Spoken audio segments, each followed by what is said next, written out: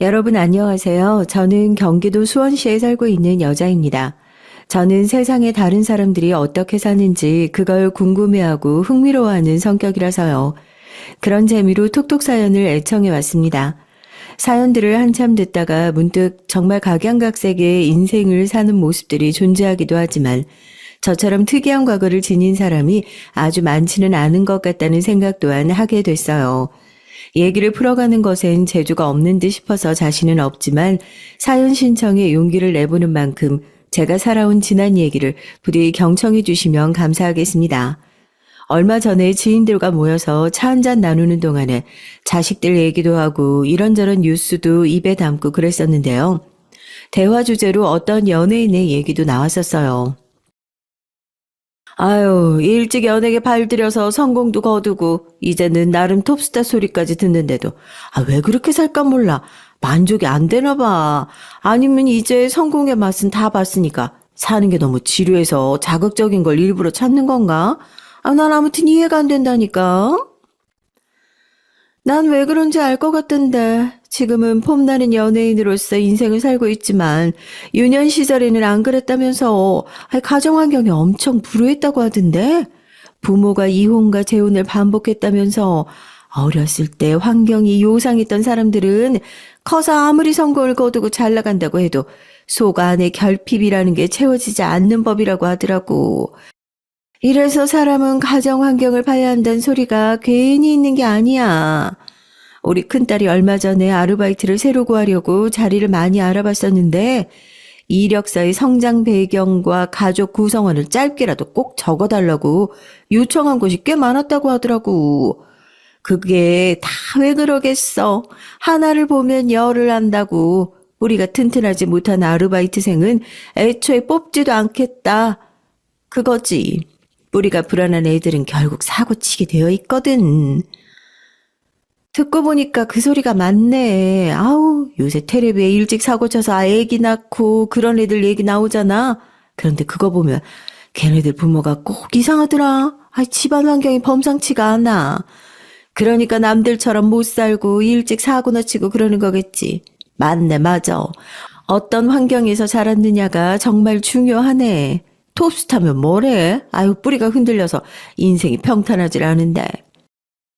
갑자기 그런 얘기가 시작됐고 한참이나 그 자리는 가정 환경의 중요성에 대해서 논하는 자리가 되어버렸습니다. 그 가운데서 저는 적당히 장단이나 맞춰주고 있었죠. 겉으로 티를 내진 않았지만 그때 저는 그 자리에서 제가 마치 꽂아 놓은 보릿자루처럼 여겨졌어요. 왜냐하면 제 자신이 사람들이 평범하다고 규정하는 정상적인 범위에서 조금 벗어난 형태를 지닌 그런 가정 환경에서 자란 사람이기 때문이에요. 어렸을 때까지만 해도 저는 제가 집에서 늦둥이 자식인 줄로만 알았어요. 나이가 지긋하게 드신 아버지, 엄마 두 분 사이에서 태어난 막내 자식인 것으로 그렇게 알고 지냈습니다. 그런 특징 때문인지 저는 기억이 아주 흐릿한 어렸을 때에 종종 놀림을 받기도 했어요.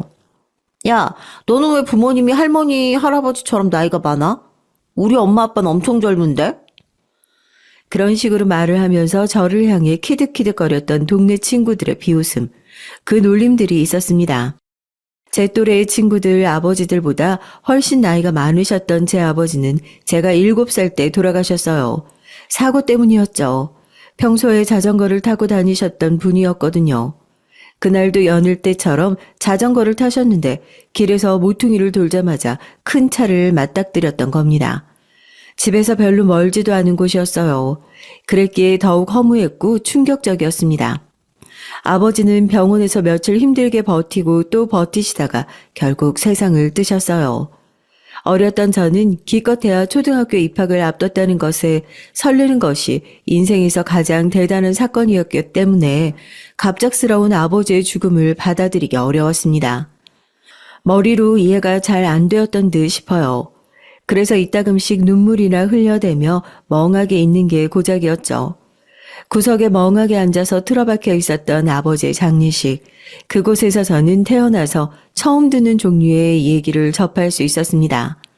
아버지와 엄마 두 분이 재혼으로 만난 관계였다는 것이었어요. 원래 엄마는 다른 남자와 결혼을 하셨고 그 사이에서 자식을 하나 보시기까지 하셨는데 시댁 사람들과 마찰이 너무 많이 빚어졌던 거예요. 게다가 그 남자는 걸핏하면 바람을 피우는 것도 모자라 술만 마시면 행패를 부렸다고 합니다.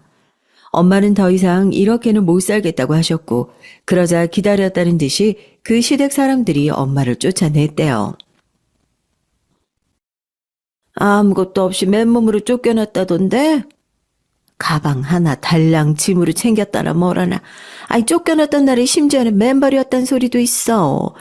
그 집안에서 미운 털 제대로 박혀서 정말 힘들고 억울한 일 많이 당했다고 하더라고. 그래도 마음 맞는 짝 새로 찾아서 잘 살았기 망정이지.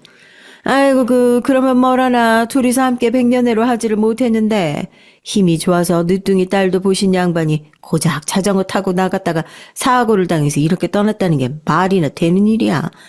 에휴 하늘도 무심하시지. 어쩜 이런 일이 다 있나 싶네. 생각하지도 못하게 제 부모님이 재혼 부부였다는 사실을 알게 됐고 저는 깜짝 놀랐습니다. 동네에 나이 지긋한 몇 어른들께서 제 부모의 그런 과거를 알고 계셨다는 사실 자체도 조금 놀라웠고요. 아버지의 장례식장에서는 거의 동네 사람들이 와서 얼굴을 비추었을 뿐입니다. 일가 친척들이라는 사람은 거의 찾아볼 수가 없었죠. 상상조차 해보지 못했던 엄마의 과거 얘기를 접하고서 저는 눈을 말똥말똥 뜨고 있었는데 그 모습이 어른들 눈에는 두드러진 모양이에요. 어느새 저를 두고 이런저런 얘기들을 나누시더라고요. 그러더니 한 분이 저를 향해 이런 말씀을 날리셨습니다. 그 희한하네. 아이 우리 집 알가닥 딸년들은 서로 똑같이 생겼는데 너는 왜 네 언니하고 안 닮았니? 나이 차이가 그렇게 나더라도 좀 닮고 그래야지. 아직 어려서 그런가? 혹시 더 크면 얼굴이 달라질런가? 저와 다르게 언니는 장례식장에서 제 역할을 해내며 동분서주하고 있던 와중이었습니다. 저는 어린 아이였으나 언니는 성인이었으니까요. 차이가 컸죠. 제가 어떻게 대답을 해야 할지 몰라서 난감한 표정만 짓고 있자 다른 분이 끼어드셨습니다. 자넨 눈깔이 장식이여. 아이 자매끼리 인매가 똑같은데 뭐 안 닮았다고 하는 거요? 인매 말고는 서로 안 닮았지만 아이 그건 어쩔 수 없는 거고. 둘이 크게 안 닮은 게 오히려 다행이지. 만약에 둘이 쏙 닮아봐. 괜한 그 이상한 소리나 자꾸 들렸을 텐데. 이상한 소리? 뭔 소리? 그거? 그래 맞다. 그 이상한 소리가 꽤 나던 적이 있었지. 그런데 이제 보니까 그거 완전 헛소리였어. 이상할 뿐더러 헛다리 짚은 소리였던 거지. 저는 어른들이 논하는 이상한 소리라는 게 무엇인지 궁금해졌습니다. 그러나 막상 제가 그것에 대해 궁금해하면 아무도 저에게 답을 알려주지 않았어요. 저는 학교를 다니던 도중에 스스로 그 답을 찾아냈고 자연스럽게 그냥 저절로 알게 되더라고요. 그 이상한 소리라는 것은 저희 자매 관계에 대한 의심이었습니다. 언니와 제가 보통 나이 차이가 많이 나는 게 아니라 무려 20살 차이였거든요. 그 정도 나이 차이가 있다 보니 의심이 따라붙었습니다. 혹시 제가 언니의 친자식이 아니냐는 그런 내용이었던 거예요. 저는 그걸 정말이지 이상한 소리라고 치부했어요. 사람들은 남의 사정을 궁금해하고 멋대로 의심하기를 좋아하는 것 같아서 정말 못됐다고 생각도 했었고요. 제가 초등학교를 졸업하기 전에 엄마가 쓰러지셨죠. 그렇게 되시기 이전부터 몸이 안 좋다고 말씀을 하시던지 그런 징조는 있긴 했었습니다. 하지만 쓰러지는 건 너무 갑작스러웠죠. 설상가상으로 동네 아주머니께서 무척이나 걱정 가득한 얼굴로 이렇게 말씀하시는 걸 들어버렸습니다. 혹시 상태가 확 나빠질까봐 그렇게나 걱정을 하더니만 결국은 이렇게 되는구먼. 지병이라는 것이 그래서 아주 무서운 것이야. 집안 내력은 더더욱 무서운 것이고. 엄마가 알고 계셨던 지병, 그게 결국 사달을 냈다는 얘기였습니다. 당시에 제가 지병이란 개념도 정확히 몰랐던 때였어요. 다만 엄마의 먼 친척인가 하시는 분이 옛날 그 지병으로 돌아가신 적이 있다는 얘기가 너무나도 무섭게 들려왔습니다. 게다가 어린 저는 엄마의 지병을 전혀 그때까지 모르고 있었고요. 언니는 진작 다 알고 있던 모양이었습니다. 그래서 그렇게나 열심히 일을 하며 엄마를 위해드리려고 했던 거였나 보더라고요. 엄마의 몸 상태는 매우 좋지 않았고 마음의 준비를 미리 해놓는 게 좋겠다는 의료진의 소견 또한 떨어졌습니다. 그때부터 정말 눈물이 끝도 없이 흘렀어요. 제가 아무것도 할 수 있는 게 없다는 것이 무력해서 더욱 슬프더라고요. 왜 저는 아직 이런 꼬맹이여서 엄마에게 아무런 도움이 될 수도 없고 의젓하게 굴 수도 없는 걸까 싶었습니다. 태어나서 스스로가 미운 적은 그때가 아마 처음이었을 거예요. 그러던 저는 어느 날에 엄마가 언니와 이런 대화를 나누시는 광경을 몰래 엿보고 말았습니다. 저는 이미 마음을 정했어요. 도연이에게 진실을 알려줄 거예요. 너 정말 그래야겠니? 내가 무슨 수를 쓰더라도 네 결정을 바꿔놓을 수는 없는 거야. 만약에 네가 죽기 전 소원으로 그걸 남긴다고 해도 너는 네 마음대로 행동하겠지? 죄송해요. 엄마 하지만 저는 도연이에게 진작부터 다 밝히고 싶어 했어요. 잘 아시잖아요. 저는 의아했죠. 도대체 언니가 저에게 뭘 밝히겠다는 건지, 그리고 엄마는 밝힌다는 걸 왜 반대하시며 애절한 표정을 지으시는 건지 하나도 이해가 가지 않는 모습이었습니다. 이미 너무 늦어버린 감이 있지만 이제라도 바로 잡아야죠. 바로 잡은 다음 그렇게 도연이와 살고 싶어요. 굳이 안 그래도 되잖아. 네 마음 네 뜻 내가 뭔지 너무나도 잘 안다. 하지만 너 다시 생각해봐. 네 인생을 걱정해야지. 시집 안 갈 거야? 내가 다른 건 몰라도 너 시집 가는 걸 끝내 못 보고 떠나서 그게 미치도록 아쉬운 사람이야. 이것 때문에 내가 얼마나 열불이 터지는지 넌 모를 거다. 제가 시집 갈 생각이 없다는 거 엄마도 진작부터 알고 계셨으니까 저를 강제로 시집 보내지 못하신 거잖아요. 엄마 저는 제 인생에서 또 남자를 만나고 싶지가 않네요. 이 생각은 계속 변함이 없어요. 아이고, 이거사. 그럴 거라면 도연이 아빠라도 찾아가라. 네? 아니, 엄마 갑자기 무슨 소리예요, 그게? 언니는 당황해서 반문을 했지만 저는 당황은 고사하고 너무 놀라서 눈이 튀어나올 지경이었습니다. 아빠라니, 저는 이미 몇 해 전에 부친상을 겪은 아이였어요. 그런데 웬 아빠란 말입니까? 제가 잘못 들었나 싶어서 더욱 귀를 쫑긋 기울였죠. 애 아빠라도 찾아가라는 말이야. 애 아빠 같은 건 모른다고 그랬잖아요.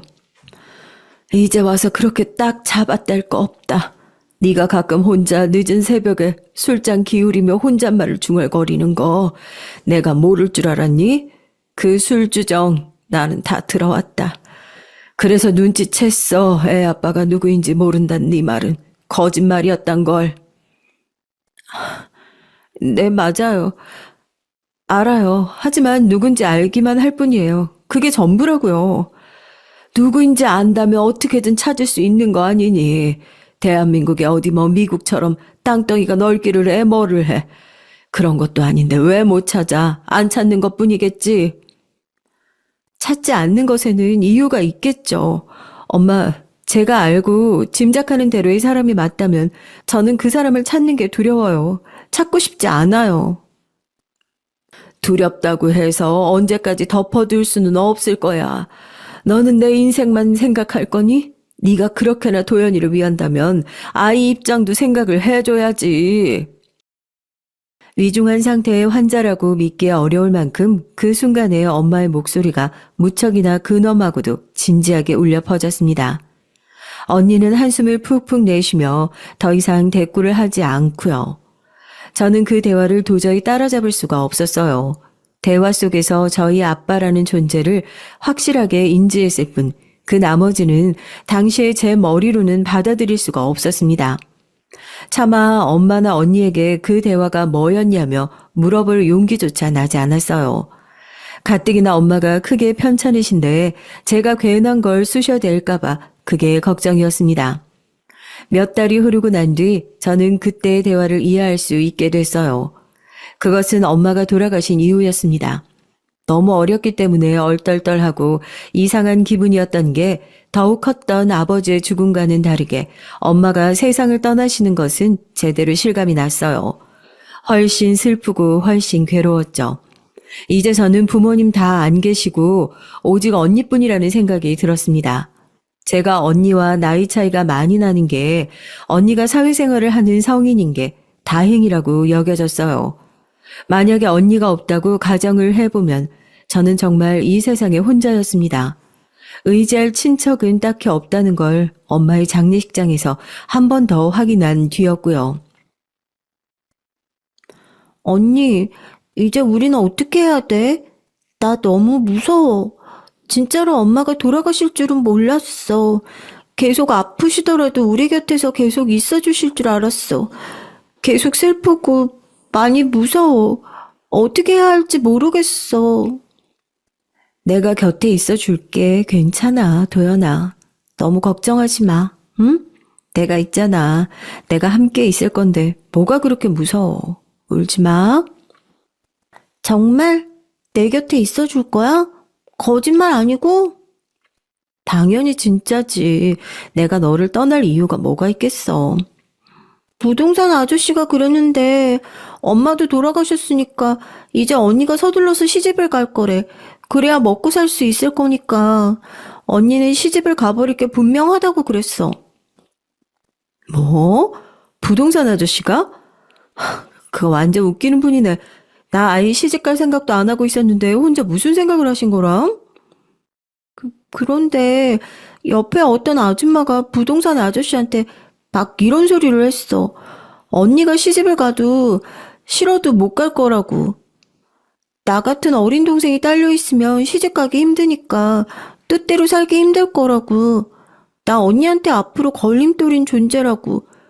그런 소리를 하니까 부동산 아저씨도 듣더니 맞는 말 같다면서 고개를 끄덕이셨어. 언니, 나 때문에 시집 가고 싶어도 못 가는 거야?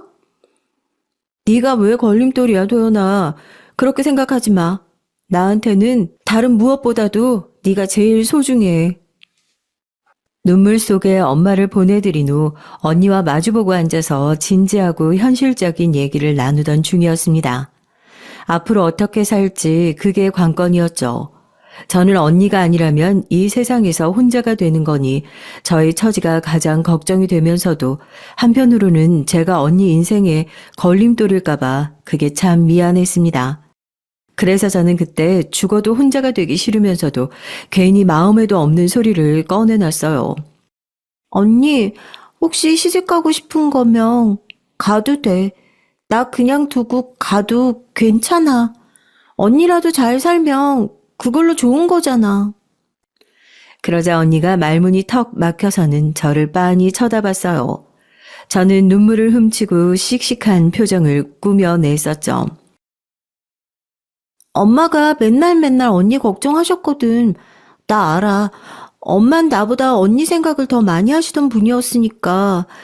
그러니까 언니가 시집 잘 가서 행복하게 살면 하늘나라에서 엄마가 엄청 기뻐하실 거야. 도연아, 너 아직 어려. 한참 어린 조그만한 애기야. 그런데 왜 다 큰 척을 하면서 말을 그렇게 해? 네가 애 어른처럼 굴면 내가 얼마나 속상한지 몰라. 그리고 도연아, 나는 누구를 만나서 시집을 갈 생각이 전혀 없어. 내가 너를 두고 어딜 가겠어. 절대 아무 데도 안 갈 거야. 내가 우리 도연이 꼭 지켜줄 거야. 언니, 안 그래도 돼. 언니 말대로 나 아직 어리잖아. 아니, 어려서 다 크려면 엄청 멀었잖아. 내가 다 크고 나면 언니는 나이가 되게 많아질 텐데, 그때 가서 언니가 시집 가고 싶어졌는데, 나이 때문에 힘들면 그럼 어떡해? 나 때문에 언니가 살고 싶은 대로 못 사는 건 생각만 해도 슬프고 싫어.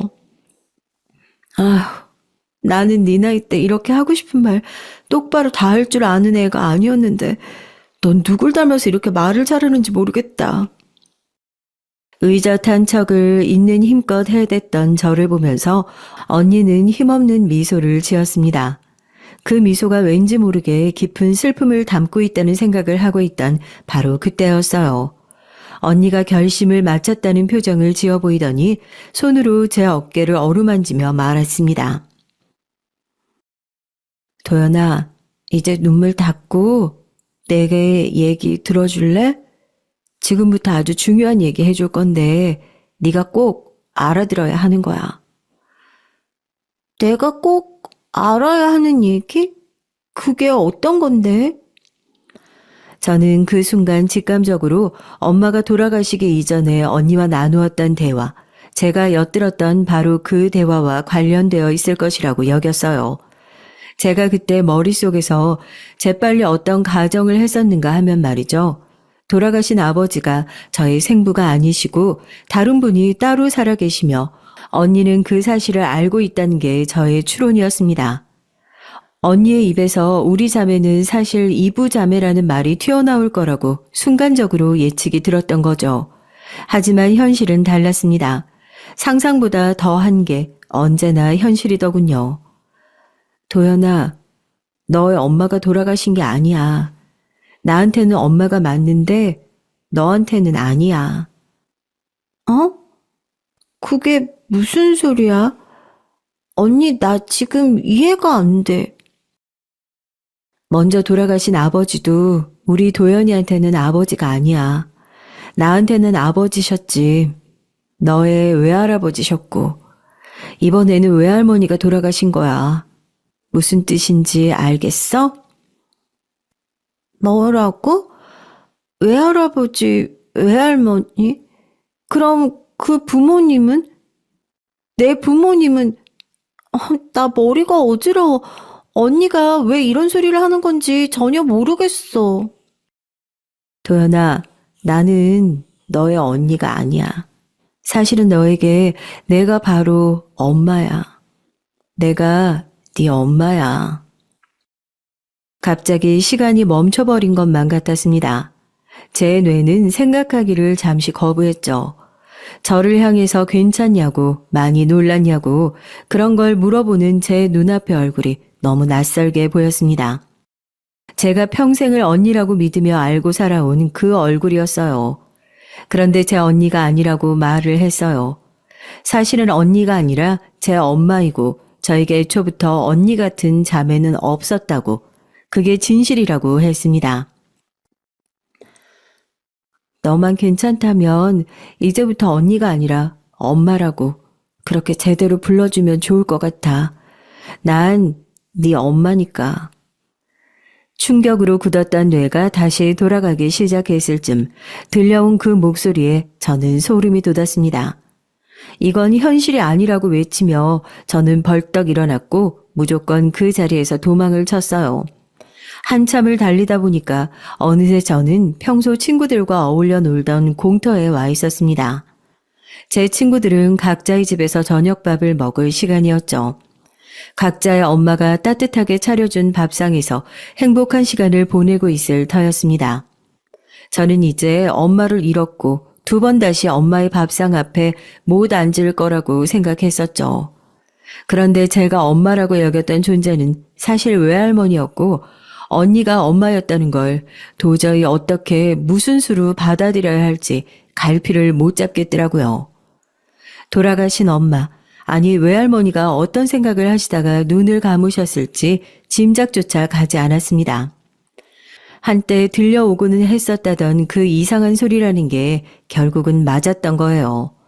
언니가 제 엄마라는 그 이상한 소리가 들어맞았다는 게 허탈한 웃음이 나더군요.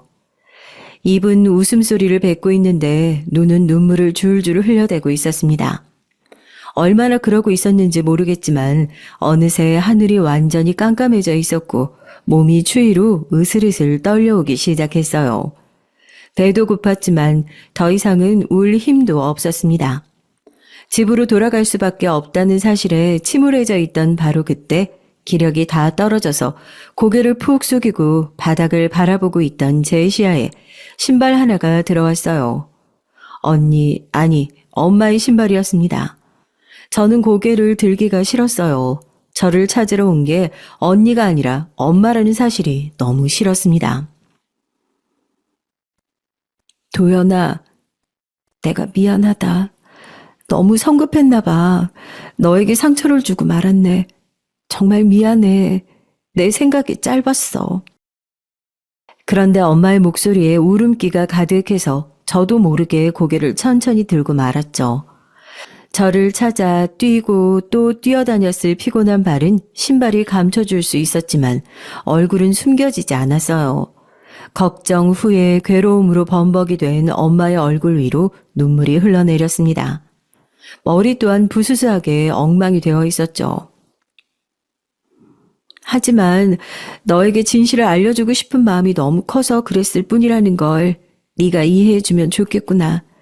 난 단 한 번도 너의 엄마이지 않고 싶은 순간이 없었어. 내가 아직 어린 나이에 준비가 안 되었던 채로 너를 낳았기 때문에 그땐 힘이 없었어. 너의 엄마로 당당하게 살고 싶었는데 반대에 부딪혀서 그렇게 할 수가 없었어. 항상 속으로 생각해 왔었지. 나는 우리 도연이의 언니가 아닌데 내가 바로 우리 도연이를 세상에 낳아준 엄마인데 그걸 언제나 밝힐 수 있을까? 난 언제라도 밝히고 우리 도연이의 엄마로 살고 싶은데 그게 실현될 날이 언제일까? 이런 생각만 계속 해왔어.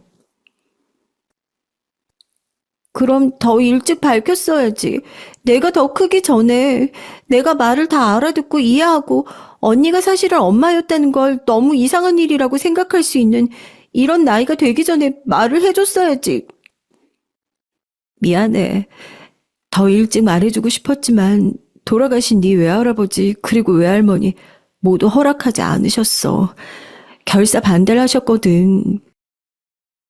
그렇다면 끝까지 말을 안 할 수는 없었어? 언니가 엄마였다는 사실 따위 영원히 몰랐으면 차라리 더 행복했을 거야. 왜 나한테 이런 걸 알려주는 거야? 그냥 내가 아무것도 모르게 내버려두지. 왜 자기 생각만 해? 저는 그 순간 끌어넘쳐난 제 본심을 울면서 토해냈습니다. 엄마가 원망스러웠어요. 저에게 이렇듯 감당하기 어려운 진실을 안겨준 엄마가 한없이 이기적인 사람으로만 보였습니다. 너에게는 미안한 마음뿐이야, 도연아. 하지만 외할머니마저 돌아가신 지금 더 이상 진실을 묻어둘 이유가 없다고 생각했어. 내가 너를 낳아준 엄마임을 밝히는 이유는 앞으로 내가 인생에서 다른 걸 보지 않고 오직 너만 바라보며 너를 위해 헌신하겠다는 각오를 보여주기 위해서야. 그런데 이것조차도 내 욕심일 수도 있다는 생각을 내가 미처 못한 것 같다. 너를 힘들게 만들 마음은 없었어. 엄마는 제 앞에서 털썩 주저앉았습니다. 그 모습이 너무 슬퍼 보였어요. 처음부터 엄마는 제 엄마로 살고 싶어 하셨고 그게 당연한 거라고 여기셨습니다. 그러나 외할머니께서 격렬한 반대를 하셨던 거예요. 외할머니는 엄마라고 착각하며 사는 동안 저는 그분이 다 큰 딸만 위하시고 어린 딸은 진심으로 위하시는 것 같지 않다고 여길 때가 있었습니다. 그런데 다 이유가 있었던 거예요. 외할머니에게 있어서 엄마는 영원히 아픈 손가락이었고 저는 그저 괜히 생겨나는 바람에 엄마를 힘들게 만든 미운 손녀였던 겁니다. 이제서야 살면서 종종 품었던 의구심이 다 거쳤고 저는 충격적인 진실의 여운이 가시지 않았어요. 하지만 언제까지고 제가 공터에 있을 수는 없었고 엄마 또한 제 앞에 주저앉아 있을 수는 없는 노릇이었죠. 저는 엄마에게 먼저 손을 내밀며 집에 가자고 했습니다. 집으로 가는 동안 엄마는 울다가 웃다가를 반복했었죠. 그날 밤이 무르익도록 저는 엄마의 얘기를 들으며 깨달아지는 게 있었어요. 엄마는 앞으로도 제 언니로 그냥 살았다면 훨씬 편했을 거라는 점이 우선이었죠. 자유롭게 인생을 살 수 있었을 겁니다. 하지만 엄마는 제 언니로서 살아온 것을 너무나도 무거운 마음의 짐처럼 여겼고 외할머니께서 가망이 없다는 것을 알았을 때 저에게 진실을 밝히기로 마음을 먹었던 거예요. 대외적으로 저는 계속 엄마의 동생이었습니다. 서류상으로 엄마와 저는 부모를 잃고 둘만 남은 자매 사이였어요. 이 황당한 사실이 주는 충격적인 울림을 저는 부정하고 싶었지만 그렇다고 해서 진실이 사라지는 것은 아니었으니 시간이 지나면서 차차 저도 적응을 위한 노력을 시작했습니다. 언니가 제 엄마라는 사실을 받아들이는 것이었죠. 제 평생을 언니라고 불러왔기 때문에 엄마라고 바로 부르는 것은 힘들었습니다. 그렇다고 해서 다시 언니라고 부를 수는 없었기 때문에 호칭을 아예 생략하고 1년여를 지냈네요. 그러다가 말 실수로 엄마라고 불러버린 적이 있었는데 그때 엄마의 표정이 기쁨을 감추기 위해 애를 쓰는 기색이었습니다. 그렇게나 좋을까 싶어서 그 이후로는 실수를 가장해 엄마로 가끔 부르기로 시작했어요. 어느새 엄마가 제 엄마라는 사실이 머릿속으로 자연스레 인지가 되어버렸습니다. 언니라고 불렀던 지난 날들이 이젠 어색하고 이상하게 느껴지기 시작했죠. 집안에 돈은 없고 빚만 약간 있고 저는 앞으로 돈 들어갈 일만 한참 더 남은 학생이었습니다. 중학교 때 학원을 다니기 시작하는 친구들을 따라서 저도 다니기 시작했는데 이것저것 다 계산해 보니까 저한테 들어가는 돈만 해도 한 달에 꽤 되더라고요. 괜히 엄마의 눈치가 보였습니다. 건강 체질도 아닌 엄마가 저 때문에 돈을 버느라 여념이 없는 모습을 보기 싫었고 저한테 돈이 많이 쓰인다는 사실도 민망했어요. 하지만 엄마는 돈 걱정은 절대 하지 말라 저에게 당부를 했습니다. 누가 걱정한대? 걱정 안 해. 전혀 걱정은 안 하는데 그냥 나한테 엄마는 있는데 왜 아빠는 없을까? 이런 게 궁금할 뿐이야. 저는 사춘기 소녀라는 무기를 앞세워 엄마에게 투덜거렸어요. 엄마는 저에게 제 아빠 같은 존재는 옛날에 다 잊었다고 했습니다. 철없던 시절에 만난 인연이었지. 연락이 너무 오래전에 끊겼어. 우리 도연이를 낳기도 전에 헤어졌으니까 누군지 기억도 잘 안 나고 가물가물한데 아마 그 사람은 우리나라에 없거나 이미 죽었을 거야. 저는 제 아버지에 대한 얘기를 고작 그렇게 들었어요. 너무 어이가 없었죠. 그 후로 몇 번이고 캐물었는데 답변은 늘 똑같았습니다. 저는 제 아버지가 이 세상에 존재하지 않거나 존재하더라도 영영 만날 수 없거나 둘 중 하나인 것이라고 결론은 지은 채로 어른이 됐어요. 제 생각 외로 엄마는 능력이 좋았던 것인지 단 한 번도 살면서 경제적으로 부족한 적이 없었습니다. 희한할 정도였죠. 엄마의 주머니에서 돈이 쏟아나는 것인가 의심마저 들었던 것은 제가 부끄럽게도 변변치 않은 수준이지만 학비는 더럽게 비싼 대학을 나왔는데 그 비용을 엄마가 매번 턱턱 내셨다는 겁니다. 그뿐 아니라 제가 결혼을 하게 됐을 때 거침없이 계산기를 두드리더라고요. 신기하고 감사했습니다. 저는 참고로 결혼할 남자를 고를 때 기준이 딱 하나였어요. 언니이지만 사실은 엄마인 저희 모녀의 얘기를 다 듣고도 아무렇지 않아야 한다는 게 우선 조건이었습니다. 제 남편은 아무렇지 않았을 뿐더러 너무나도 흥미로운 얘기를 듣는 표정을 짓더니 박수까지 친 남자였어요. 이럴 수가. 나는 태어나서 이렇게 흥미진진한 얘긴 처음 들어본다. 이런 면모만 보아도 남편은 장단점이 아주 확실한 남자였죠. 장점이 더 크게 보여서 이 남자에게 콩깍지가 씌인 제 스스로를 깨닫고는 먼저 청혼을 해서 결혼까지 했습니다. 시부모님 그리고 시누이는 저를 마음에 들어 하지 않았어요. 조실 부모하고 노처녀 언니만 꼴랑 하나 있다고? 이것만 보더라도 불합격이야. 며느리 감으로는 탈락. 그런데 왜 우리 아들 녀석이 미쳐 돌아서 용을 쓰고 결혼을 하겠다는 거야? 나도 진짜 미치고 돌아버리겠네. 엄마, 나는 그딴 년은 절대로 내 올케로 인정할 수가 없어. 아니, 우리 집안은 얼마나 우습게 알았으면 주제 파악을 못하고 설치는 걸까? 하지만 그래봤자 저희 부부는 결혼 결심이 완강했기 때문에 시댁에서 뭘 어떻게 반대를 하든 결국 그들이 지는 싸움이었습니다. 제 언니 같지만 사실 엄마라는 건 남편만 알았어요. 우리 가족한테는 알리지 않는 게 좋을 것 같다. 나하고 달리 부모님, 누나, 매형 전부 앞뒤 꽉 막힌 사람들이거든. 그러니까 비밀로 하자. 알리더라도 최소한 아이를 낳고 나서 알려야 한다는 게 남편의 의견이었고 저도 동의했습니다. 결혼식 때 엄마가 눈물을 쏟았어요. 만감이 교차했겠죠. 저도 울컥했는데 시댁 식구들은 못마땅하다는 시선을 던지고 있었습니다. 노처녀 언니가 동생의 결혼이 부러운 나머지 우는 거 아니냐는 시댁 친척들의 수군거림을 듣고 제가 속으로 박장대소를 했었네요. 아이를 낳고 나면 진실을 밝히는 게 좋을지 이걸 두고 고민을 좀 했었어요. 그러다 보니까 신기하게 임신이 됐습니다. 그리고 저는 다른 사람들보다 몇 배는 심한 입덧으로 고생을 했죠. 그뿐 아니라 정체불명의 두드러기까지 나기 시작해서 일상생활이 아예 힘들 정도였습니다. 거의 집에서만 지냈고 몸이 아프니까 성격이 예민해져서 아무하고도 안 만났어요. 그렇게 조심을 하며 지낼 것만 운명이었던 건지 유산이 되고 말았어요. 상실감에 젖어서 어찌할 바를 몰랐죠. 떠난 뱃속의 생명에게 미안해서 멍하게 하늘만 바라보며 몇 날 며칠을 보낼 정도였습니다. 정신을 다 잡기까지 많은 노력이 필요했어요. 그러던 어느 날 저는 청천벽력과 같은 소식을 접했습니다. 연락이 와서 받아보니까 병원이라고 그랬어요.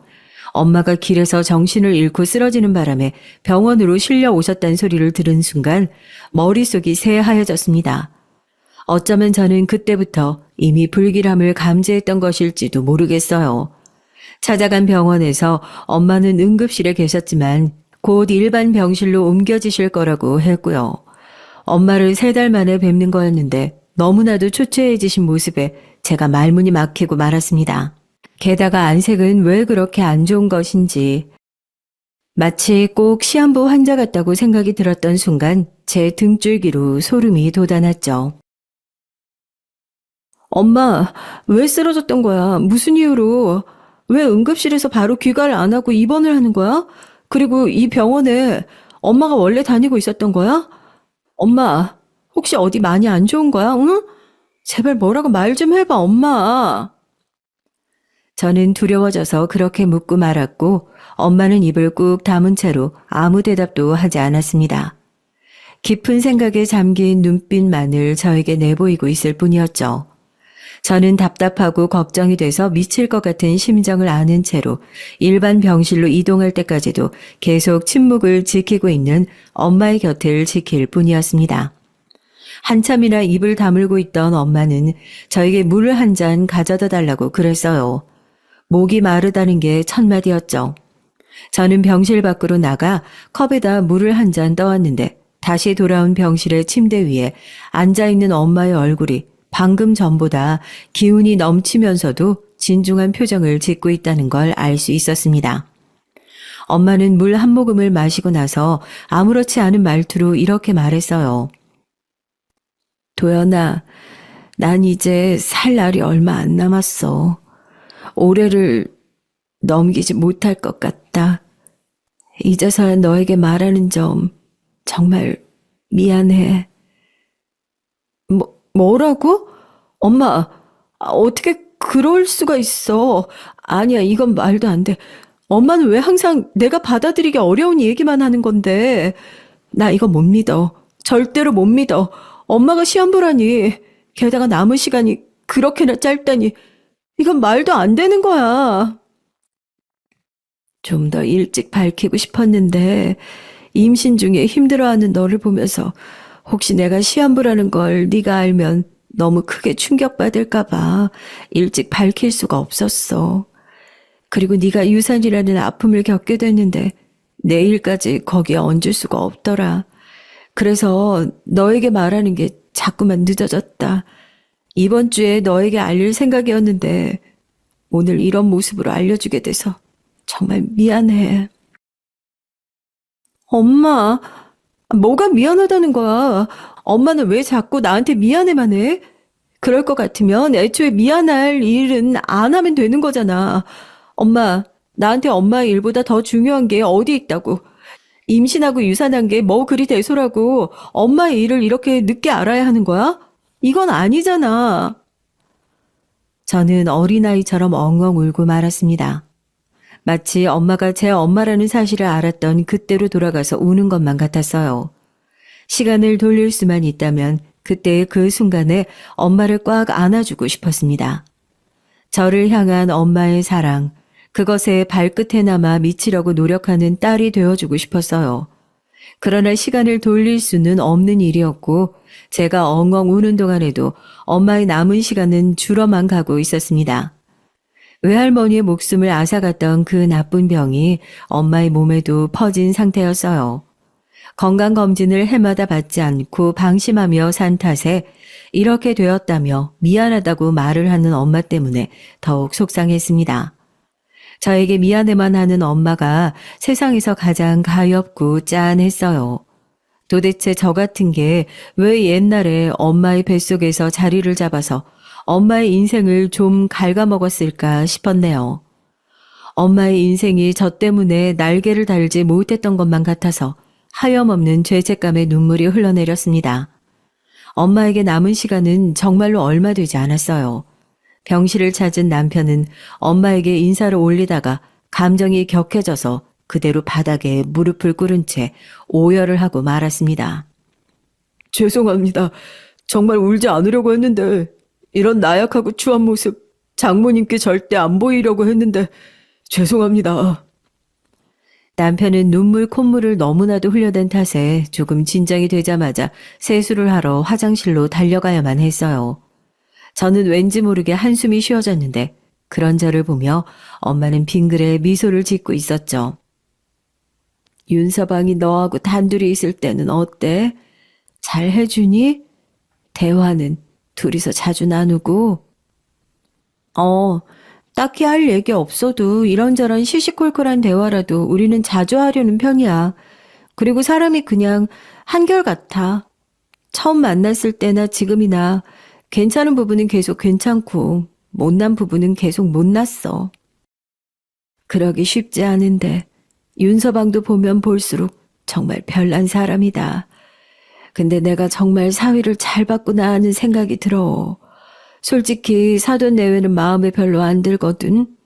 딱 사위 한 명만 마음에 드는 거 있지? 엄마, 사실은 나도 그래. 엄마가 걱정할까 봐 그동안 말은 따로 안 했는데 시부모님하고 나는 완전히 안 맞아. 시누이는 말할 것도 없지. 제 말에 엄마가 웃음을 지으셨고 저도 따라서 조금 웃음이 났어요. 이런 순간을 앞으로 엄마와 나누지 못한다고 생각하니까 너무 가슴이 아팠고 좀 더 엄마와 잘 지내지 못했던 지난 모든 날들이 자꾸만 미치도록 후회가 됐습니다. 엄마는 제가 결혼을 잘해서 다행이고 안심이라고 했어요. 그리고 돌아가시기 사흘 전에 저에게 또 하나의 진실을 알려주었습니다. 도연아, 내가 죽기 전에 너에게 꼭 알려주고 가야 할 진실이 하나가 있어. 그게 뭔지 어쩌면 너는 예상을 하고 있겠구나. 엄마, 자꾸 죽는다고 하지 마. 어떤 진실이든 나는 안 들어도 되니까 엄마만 내 곁을 안 떠나면 돼. 미안해. 그건 못 들어줄 것 같아, 도연아. 하지만 너에게 네 아버지가 계시니까 의지를 할 수 있을 거야. 뭐라고? 아버지? 내 아버지?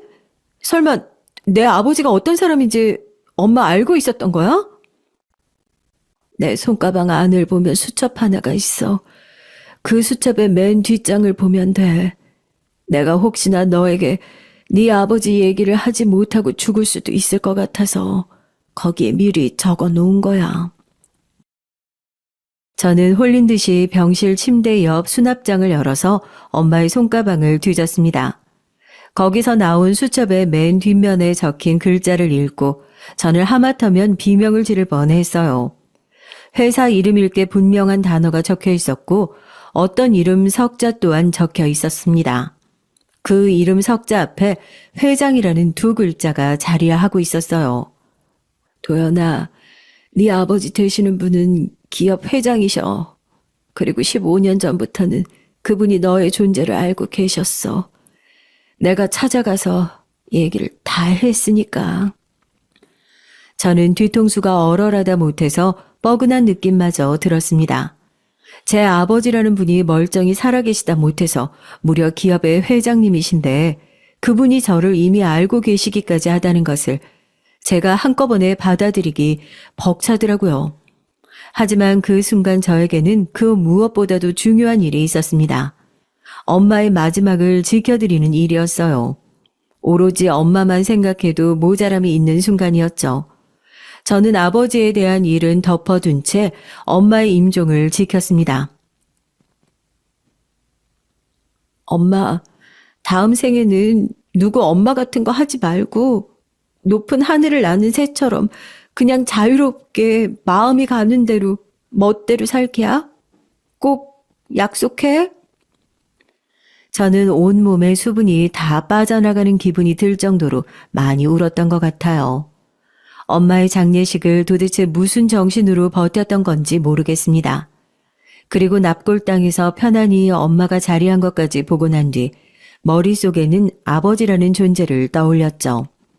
오래 끌고 싶지 않았어요. 이틀 뒤 저는 그 기업을 찾아갔습니다.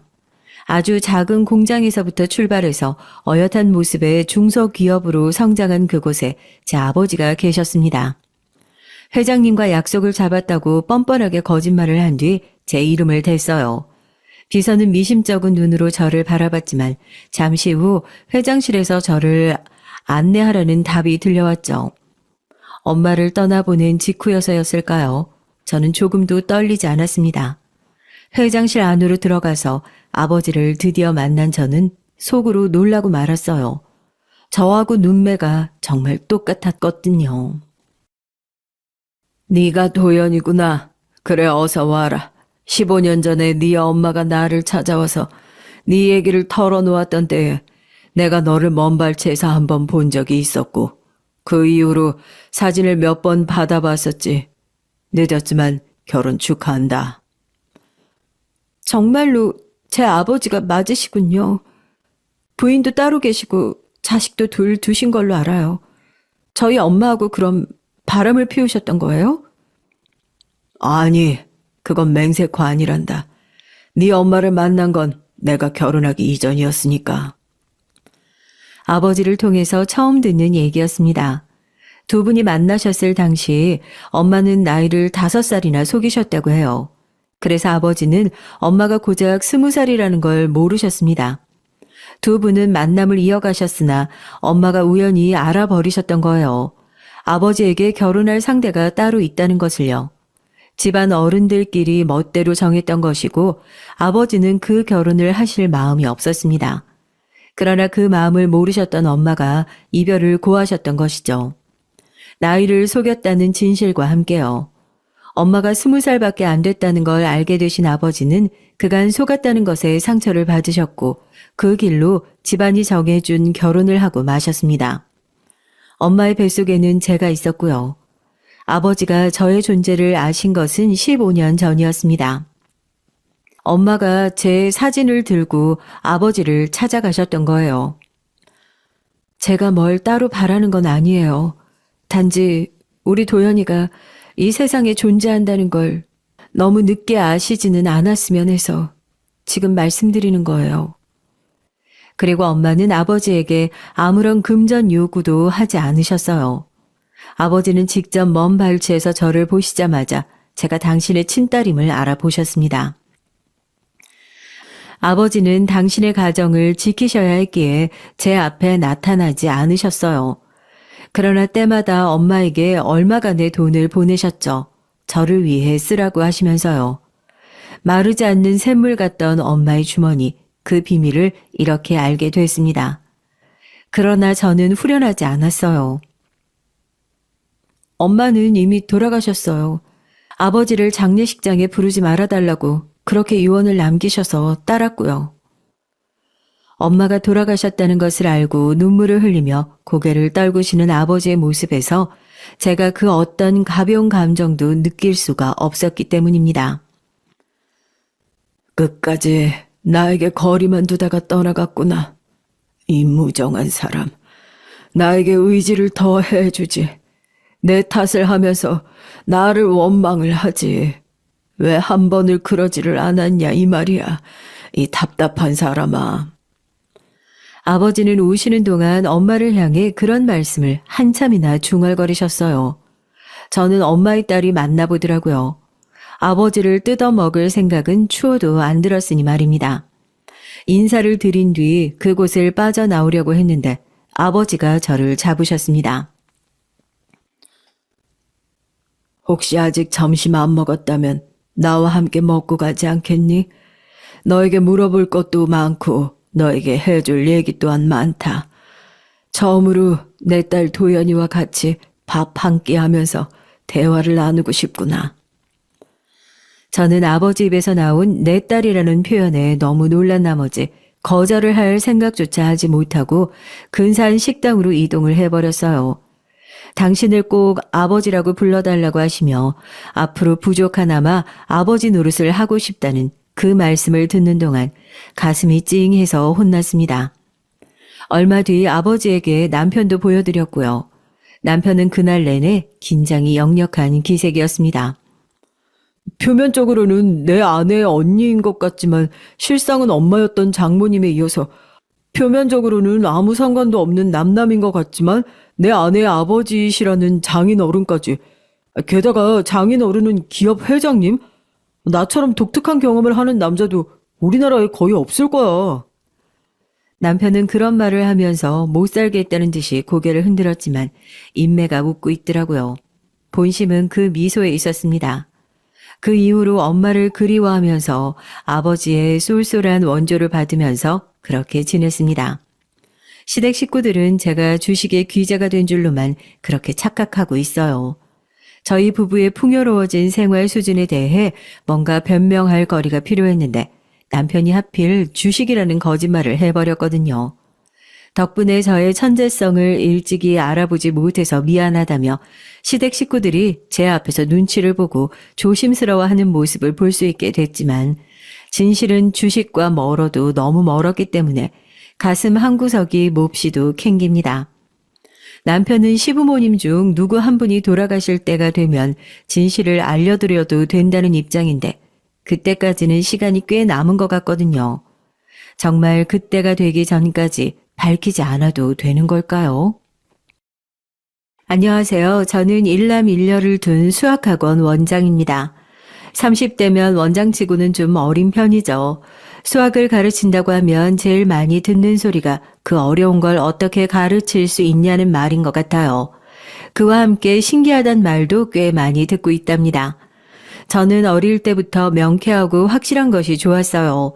제가 이런 말을 하면 다들 어이없다는 듯이 보는데 저는 수학 시간이 제일 재밌었습니다. 어떤 경우에든 문제를 풀고 나면 깔끔하게 딱딱 떨어지잖아요. 이런 성향은 제 성격과도 관계가 있는데요. 전 맞는 것은 맞다, 틀린 것은 틀렸다, 잘못된 것은 잘못이라고 확실하게 말하는 편이랍니다.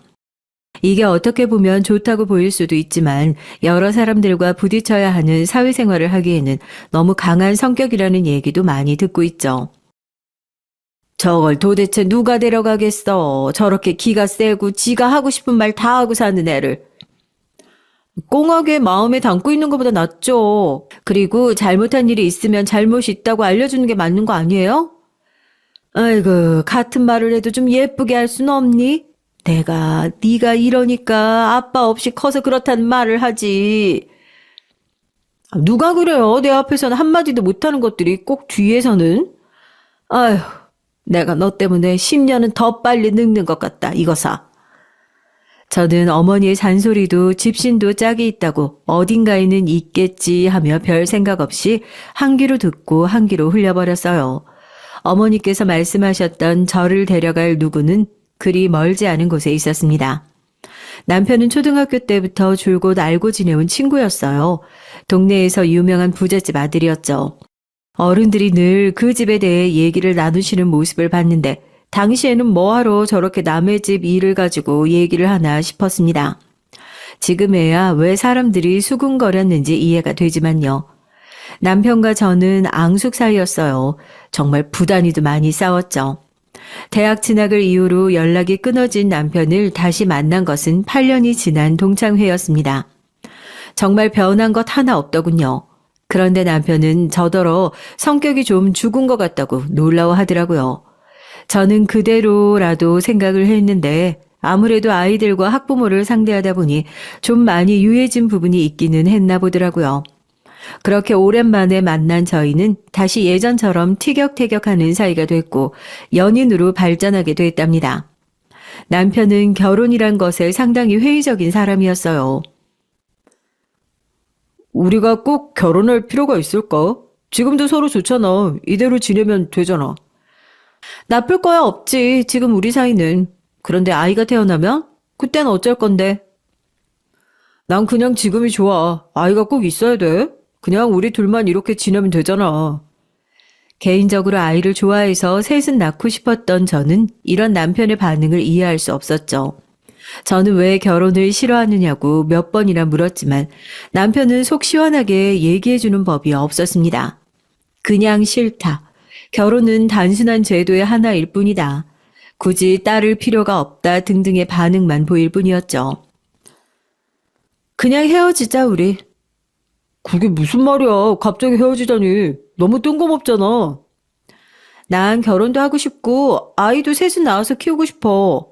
그리고 이런 내 생각이 바뀔 리 없을 거야. 너도 네 생각 바꾸지 않을 생각이라면 서로가 위해서도 헤어지는 게 맞지. 남편은 제 말에 한참을 침묵을 하고 있더니 솔직하게 해줄 말이 있다고 하면서 자신의 얘기를 다 듣고 나서 다시 얘기를 하자고 했어요. 하지만 쉽게 입을 열진 않더군요. 그러다 무슨 큰 결심이라도 한 것처럼 비장한 얼굴로 처음 꺼낸 말이 너무나도 어이가 없었답니다. 난 좋은 남편, 좋은 아빠가 돼줄 자신이 없어. 갑자기 그게 무슨 소리야? 누군 태어날 때부터 완벽해? 그리고 좋은 남편이 기준이 뭔데?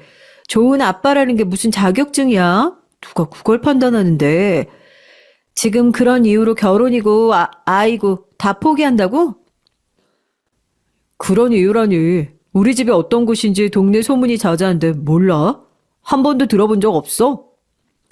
남편은 어린 시절 한 번쯤 들어봤을 것 아니냐며 오히려 화를 내더군요. 소문이야 많았겠죠. 워낙 유명한 집이니까. 하지만 한 번도 관심 있게 듣질 않아서 저는 당연히 모르고 있었거든요. 그런데 남편은 제가 알면서 모르는 척 하는 줄 알았나 보더라고요. 저는 소문이 뭔지는 모르지만 내가 알아야 한다면 직접 얘기를 해보라고 했어요. 한참을 침묵하던 남편은 앓는 소리를 내며 힘겹게 얘기를 꺼냈습니다. 남편은 자신의 아버지가 얼마나 형편없는 작자인지 알고 있느냐는 말로 시작했어요. 술만 마시면 주변 사람들에게 주먹을 휘두르며 돌변하는 아버지와 그런 아버지에게 한마디도 하지 못하는 어머니를 보면서 어린 시절을 보내야 했던 끔찍함에 대해서 말이죠. 평소에는 그렇게 인자하고 다정한 아버지지만 술만 마셨다 하면 집안의 물건들을 다 내던지는 것은 물론이고 눈에 조금이라도 거슬리는 사람에게는 그가 누구든지 주먹을 휘두르셨다고 말이죠. 예고도 없어. 눈에서 불이 뿜어 나오는 것 같아. 막무가내야. 말리면 누구든지 상관없어. 나도 많이 맞고 다녔는데 기억 안 나? 나 여름에 종종 긴팔 입었는데. 기억을 더듬어 보면 교복이 덜 말랐다고 하면서 몇 번은 긴팔을 입었던 기억이 났습니다. 한여름에 무슨 긴팔이냐고 놀리긴 했는데 속사정을 알고 나니 뜨끔하더군요. 저는 신고를 했어야지 왜 가만히 있었냐고 물었답니다. 남편은 허탈한 미소를 보이며 그게 말처럼 쉬운 일은 아니라고 했어요. 우선 어머니께서 바라지 않으셨으며 당시 그 지방에서 알아주는 유지라 도움을 요청할 곳이 없다고 했죠. 내가 왜 술을 안 마시는 줄 알아? 아버지처럼 되고 싶지 않아서야. 혹시나 그놈의 유전자가 내 몸속에 있어서 나도 그런 인간이 될까 봐. 그래서 술도 싫고 아이를 낳고 싶지도 않아. 그게 무서워서 결혼을 피한다고? 내가 그렇게 되도록 보고만 있을까 봐? 내가 두 눈 시퍼렇게 뜨고 있는 이상 그런 일은 일어나지 않아. 절대로. 남편은 확신에 찬 저의 목소리에 조금은 위로가 된 것인지 생각을 좀 해보자고 하더군요. 하지만 저는 가장 묻고 싶은 것을 물었습니다. 그런데 자기 아버지 돌아가셨잖아. 그런데 뭘 그렇게 걱정이야? 제 질문에 잠깐 당황한 남편은 제 시선을 피하며 그런 것과 비슷하다고 말했어요. 돌아가셨으면 돌아가신 거지 비슷한 건 또 무슨 말이냐고 물었죠. 남편은 턱을 긁으면서 연락이 끊어진 지 10년은 됐다고 하더군요. 수능이 끝나고 더 이상 시아버지를 견디지 못한 남편은 망설이는 시어머니를 끌고 야반도주를 감행했다고 해요. 저는 저보다 공부도 잘한 남편이 왜 지방대를 갔나 했더니만 그런 이유가 있었던 거죠. 초반에는 찾으러 올까봐 걱정을 많이 했다고 하는데 다행히 그대로 연락이 끊어졌다고 했죠. 남편에게는 2살 위에 누나가 있었는데 고등학교 때 시아버지에게 반항을 했다가 머리를 깎이고는 집에서 쫓겨났는데 야반 도주 이후 누나와도 연락이 닿아 세 식구가 따로 살아왔다고 합니다. 고생했겠다. 그럼 살아계신지 돌아가셨는지 아무것도 모르네? 아직까지 연락이 없으니까 우리를 찾고 싶어 하지 않는 것일지도. 그리고 불어 먼저 찾아보고 싶지 않아서. 저는 남편을 충분히 이해했습니다. 그날 우리의 대화는 그걸로 끝이 났어요. 그 이후로도 저는 남편의 마음을 돌리기 위해 부단히 노력했습니다. 저는 남편에게 시아버님 유전자만 있는 것도 아닌데, 그리고 남편이 그런 아버지가 된다는 보장도 없는데 왜 망설이는지 끊임없이 물어보고 그럴 리 없다는 자신감을 심어주었죠. 이렇게 나름의 고비를 넘기고 나니 또 다른 반대에 부딪혔습니다. 저는 최근에 알았지만 저희 가족들은 남편의 가정사를 대충 알고 있더라고요. 그래서 엄청 반대를 하셨어요. 저 집구석이 어떤 곳인지 동네에서 모르는 사람이 없어. 유전자가 어디 가겠니? 너는 왜 하필 그런 집으로 왜 시집을 가겠다고 자꾸 고집을 부려? 영민인 달라요. 절대 그럴 사람이 아니에요. 그리고 유전자로 따지면 저도 남말 할 처진 아니죠? 아니 네가 어때서? 내가 그 얘기는 하지 말라고 했지? 설마 너 다 얘기한 거야? 당연하죠. 결혼할 사람한테 그럼 숨겨요? 제 말에 어머니께서는 망연자실한 얼굴을 하시고는 왜 그런 얘기를 하느냐고 호통을 치셨죠. 저는 어머니에게 몇 번이고 남편에 대해 얘기를 하며 설득을 했습니다. 처음에는 죽어도 안 된다고 하시던 어머니도 딸내미 고집을 꺾지는 못하셨어요. 남편과 따로 몇 번 자리를 만들어 얘기를 하시더니 나중에는 찬성을 하셨답니다. 그렇게 어려운 허락을 받고 시댁에 처음 인사를 갔는데요. 시어머니께서 저를 보자마자 제 손을 꼭 잡고는 눈물이 그렁그렁 하신 얼굴로 말씀하셨습니다. 고맙다, 고마워. 내가 해줄 말이 그것밖에 없다. 미안하고 너무 고마워. 이렇게 훌륭한 아들 제가 데리고 살게 허락해 주셨잖아요. 저희 충분히 행복할 수 있어요. 시어머니께서는 제 말에 고개만 끄덕이실 뿐이었습니다. 결혼이 체질인 것인지 저는 결혼하고 나니 마음이 너무 가볍더라고요. 안정감도 느껴지고요. 결혼하기 잘했다는 생각이 저절로 들었습니다. 하지만 저의 그 다짐은 결혼한 지 2달 안에 깨지고 말았어요. 살았는지 죽었는지 몰랐을 시아버지께서 다시 우리 앞에 나타났기 때문입니다. 정말 소스라치게 놀랄 수밖에 없었어요. 오후에 시작하는 학원의 특성상 오전에는 시간이 비는데 그날따라 학원에 일이 있어서 일찍 출근했죠. 시험 기간이라 이것저것 준비한다고 정신이 없었답니다. 그런데 갑자기 문이 열리더니 나이가 있어 보이는 노인 한 분이 멋지게 정장을 차려입고는 중절모까지 눌러쓰고 들어오셨어요. 학부모라고 하기에는 너무 나이가 있어 보였고 아이들의 조부모라고 하기에도 뭔가 학원에 상담을 하러 오는 사람이 아니었죠. 어서 오세요. 수학학원입니다. 뭘 도와드릴까요? 네가 영민이 처냐? 학원이 꽤나 크구나. 대뜸 남편의 이름을 대면서 학원을 둘러보시는데 순간 등골이 오싹했답니다. 그리고 단번에 눈치를 챌 수 있었죠. 눈앞에 이 사람이 그 시아버지라는 사실을요. 저는 아무것도 모르는 사람처럼 누구시냐고 물었습니다.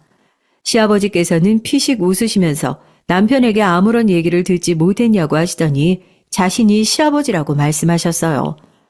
확신하고 있었지만 막상 직접 듣고 나니 손이 떨리더라고요.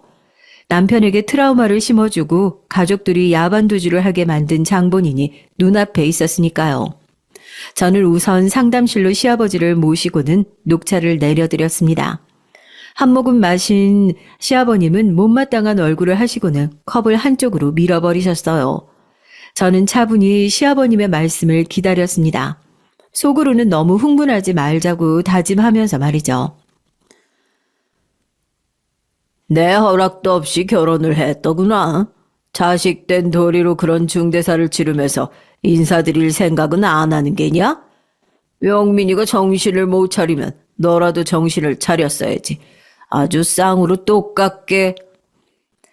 아버님께서 살아계신 줄 알았으면 인사드렸을 텐데요.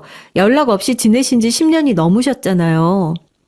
그럼 찾아보기라도 하든가. 못된 것들, 가장 무서운 줄을 모르고 고생을 좀 하면 정신 차리고 기어들어올 줄 알았더니만. 시아버님은 불만이 가득한 얼굴로 혀를 차며 말씀하셨습니다. 솔직히 정말 어이가 없더군요. 남편과 시어머니가 왜 야반도주를 해야 했는지에 대한 얘기는 하나도 없이 마치 잠깐 외출을 하러 갔다는 듯이 말씀하시는 게 저는 조금도 이해가 되지 않았답니다. 저는 차분히 마음을 가라앉히고 여기 오신 이유에 대해 물었어요. 시아버님께서는 며느리 얼굴 보러 오는데 무슨 이유가 필요하냐고 말씀하셨죠. 제가 학원에 학부모 외에 외부인 오고 가는 걸 싫어해서요. 연락 주셨으면 밖에서 따로 뵙고 인사드렸을 텐데 너무 갑작스럽네요. 그래서 지금 나를 탓하는 게냐? 감히 시아버지를? 탓을 한다고 생각하시면 제가 오히려 당황스럽네요. 그보다는 앞으로는 미리 연락을 주시고 밖에서 뵙고 싶어서요. 학원에는 오지 않으셨으면 좋겠습니다. 이곳은 엄연히 제가 일하는 곳이고 다른 선생님들이나 학부모들 보는 눈도 있으니까요. 아주 말대꾸를 꼬박꼬박 하는 걸 보니 영민이 녀석이 고생길이 훤하겠구만. 그런가요? 그이는 제 이런 점이 좋아서 결혼을 하자고 하던데 아버님을 안 닮았나 보네요. 시아버님은 자신의 말에 한 번도 그냥 네 하고 넘어가지 않는 제가 마음에 들지 않으셨는지 인상을 팍 쓰시며 노려보셨어요. 하지만 제가 잘못한 일도 없는데 거기서 주눅들 필요는 없다고 생각해 담담하게 웃으며 마주했죠. 물론 무서웠습니다. 남편의 말이 떠오르기도 했고 시아버님이 들고 있는 저 지팡이가 언제 저에게로 향할지 모르는 일촉즉발의 상황이나 마찬가지라고 생각했거든요. 하지만 저는 손바닥이 아플 정도로 힘을 주고는 시아버님을 바라만 보고 있었습니다. 오늘은 이만 가보마. 내가 또 여기로 오는 꼴이 보기 싫거든. 영민이 그놈한테 똑바로 전해. 이제 그만하면 됐으니까 집에 들어오라고. 나도 이제 늙어서 예전 같은 그런 짓은 이제 안 한다. 말은 전하겠습니다. 말씀드린 것처럼 미리 연락하고 오셨으면 좋겠네요. 여기 제 명함입니다. 저는 시아버지에게 제 명함을 건넸어요. 시아버지는 빤히 보시더니 명함 든 제 손을 옆으로 미시더니 손을 내미셨어요. 저는 무슨 의미인지 몰라 시아버지는 답답하다는 듯이 버럭 소리를 지르셨습니다. 여기까지 온 시아버지를 빈손으로 보낼 셈이냐? 집까지 가려면 차비라도 있어야 할 것 아니야? 여자가 이렇게 눈치가 없어서야. 차비가 필요하셨으면 그렇다고 말씀을 하시지 그러셨어요. 내려가세요. 제가 택시 잡아드리겠습니다. 일 없다. 내가 알아서 갈 테니 차비나 다오. 차비가 얼마나 나올 줄 알고 드려요. 주소 알려주시면 제가 바로 택시 부를게요. 핸드폰을 꺼내 들고 주소를 여쭤보자 시아버지께서는 얼굴이 불그락푸르락 하시더니 이게 지금 뭐 하는 짓이냐고 소리를 지르셨죠. 저는 차분하게 어차피 그이에게 말을 전달하려면 주소가 필요한데 물어보지도 않은 것 같아 겸사겸사 알려주시면 좋을 것 같다고 말했어요. 시아버지는 기가 찬다는 얼굴을 하시더니 쿵쾅거리며 학원을 나가셨습니다. 저는 재빨리 쫓아나갔어요. 아버님 그냥 가시면 어떡해요. 어디 계시는지 알려주셔야 찾아가더라도 찾아가죠. 영민이 녀석이 알겠지. 지애비 사는 것도 모를 것 같으냐? 그이는 아버님이 살아계신지도 모르던데요. 그러지 말고 주소 알려주세요. 시아버지는 제 말에 화가 머리끝까지 나셨는지 지팡이를 쥔 손에 힘을 잔뜩 주시더군요. 하지만 건물에 있는 다른 가게 사람들이 무슨 일인지 내다보고 있어서 차마 화를 못 내시는 것 같았습니다. 시아버지는 명함이나 다시 달라고 하시더니 제 손에서 낚아채듯 가져가셨죠. 그리고는 뒤도 돌아보지 않고 그냥 가버리셨답니다. 저는 퇴근한 남편에게 오늘 있었던 일을 얘기했어요. 차마 시어머니께는 아직 연락을 못 드렸다고 했죠. 남편은 멍한 얼굴로 어떻게 제가 있는 곳을 알고 찾아갔냐고 소스라치게 놀라더군요.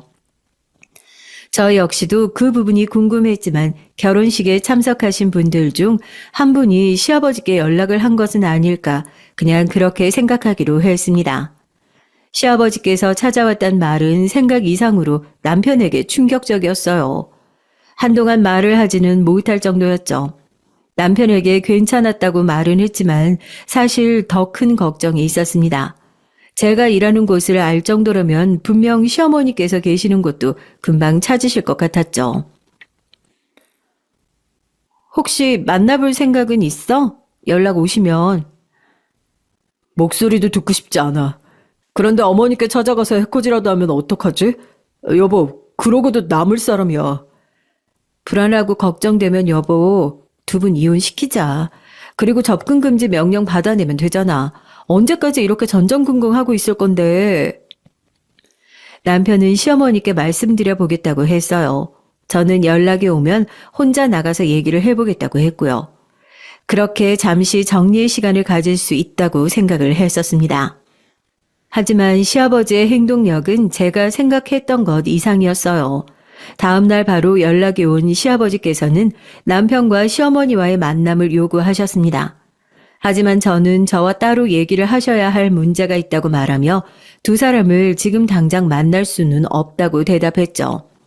내 자식이고 내 마누라 만나겠다는데 도대체 무슨 문제가 있다는 거냐? 앞으로 그런 일 없을 거라고 했잖아. 아버님 앞으로 문제가 아니잖아요. 사과를 하셔야죠.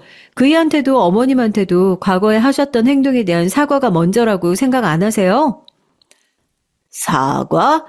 왜 내가 그것들 앞에 무릎이라도 꿇으랴? 교육을 좀 시키다 보면 과격해질 수도 있는 거지. 그걸 가지고 집을 나간 것들을 뭘 잘했다고?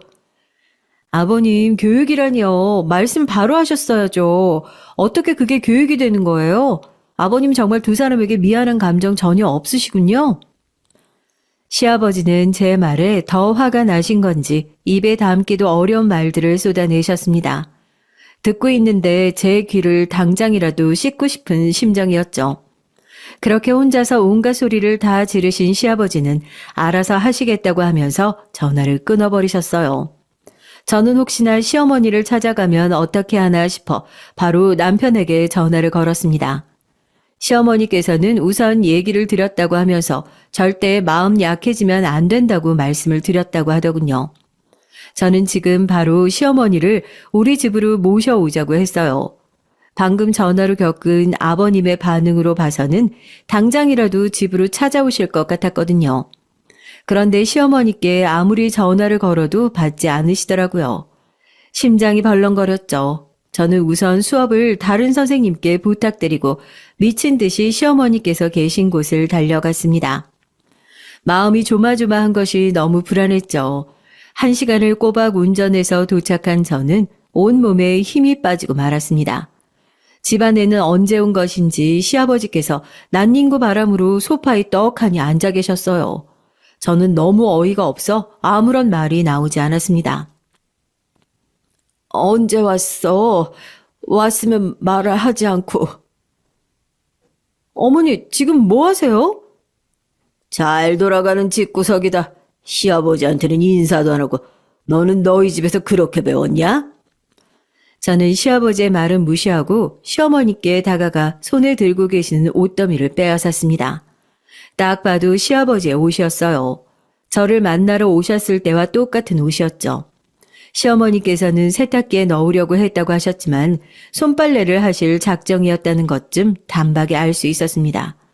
저는 시어머니를 주방으로 모셨어요. 어머니, 지금 이게 무슨 상황이에요? 아버님은 왜 여기 계시고요? 그이가 말 안 했어요? 문은 왜 열어주신 거예요? 말했지. 절대 아는 척하면 안 된다는 소리도 들었는데. 그런데 이게 다 무슨 일이에요, 어머니? 너희 시아버지가 불쌍하잖아. 우리 그렇게 나가고 사업도 말아먹었는지 센터를 전전하면서 지냈다는데 영감 나이도 있는데 어떻게 저렇게 두냐. 어머니, 그 말씀을 다 믿으세요? 아버님이 또 어떻게 나오실 줄 알고 그러세요? 시어머니께서는 다시는 예전처럼 하지 않겠다고 약속하셨다고 하시면서 괜찮다고 말씀하셨어요. 진짜 속에서 천불이 터졌죠. 저는 남편이 알면 어떤 심정일지 생각은 해보셨냐고.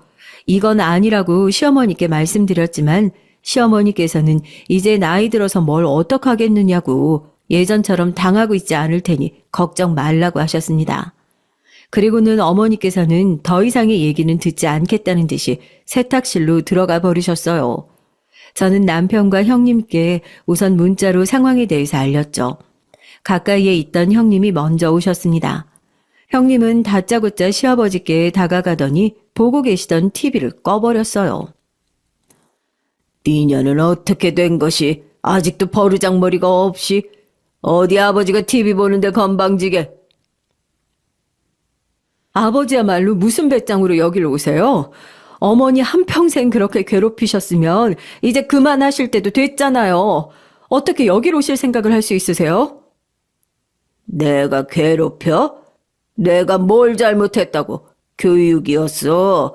사람 구실 못하는 것들 내가 사람 만들어주려고 했는데 그걸 왜 못 참고 도망친 년이 무슨 할 말이 있다고? 교육, 그게 교육이었다고요? 형님은 당장이라도 시아버지께 달려들 것처럼 보였습니다. 저는 급하게 형님의 팔을 붙들고 이성을 놓으시면 안 된다고 외쳤지만 형님은 소리를 지르며 당장 여기서 나가라고 외치셨어요. 하지만 시아버지께서는 눈 하나 깜짝하지 않으셨죠. 안에 계시던 시어머니께서 놀란 얼굴로 나오셔서는 이게 다 무슨 소란이냐고 소리를 높이셨습니다. 시어머니께서 큰 소리를 내신 덕분인지 형님께서도 움찔거리시고는 한 걸음 뒤로 물러나셨어요. 너는 아버지한테 그게 무슨 말버릇이야? 아무리 그래도 너 낳아주신 아버지야. 엄마, 우리한테 이 사람이 어떻게 했는데 엄마는 이렇게 쉽게 넘어갈 수가 있어요? 너희 아버지도 이제 늙었어. 예전 일은 그만 묻어둬라. 괜히 소란스럽게 만들지 말고 계속 거기 서서 소리나 지를 거면 집에 가. 형님은 시어머니의 단호한 말씀에 넋이 나간 사람처럼 시어머니를 애타게 불렀지만 소용없었습니다. 시아버지께서는 어깨를 으쓱하시며 다시 TV를 틀고는 아무 일 없었다는 듯이 다시 자리를 잡으셨어요. 저는 눈앞에 벌어지고 있는 상황에 대해 아무런 말도 나오지 않았습니다.